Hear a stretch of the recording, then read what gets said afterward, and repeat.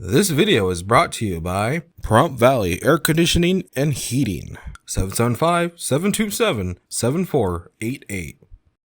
A lot of times preparing deer meat is very similar to any other kind of meat that you would have. You just have to be really careful, especially if, because understanding that if you're going to go deer hunting, you have to prepare a lot of times the meat in the field. She says if you're going to field dress the deer, you need to be very careful and avoid nicking any of the organs, which causes cross-contamination. And don't forget to have sharp tools on hand to help with clean cuts. Once you get the deer back home, sanitation is just as crucial. You want to make sure you're wearing gloves and working on a clean surface. Otherwise, you could risk food poisoning. Some deer do carry disease, so hunters need to be mindful of that too. And now COVID-19 is also a concern. A USDA study sampled deer from Illinois, New York, Pennsylvania, and Michigan and found they had been exposed to the virus. They're not quite sure if it is a transmission from other wildlife to deer or if humans themselves are transmitting it to the deer.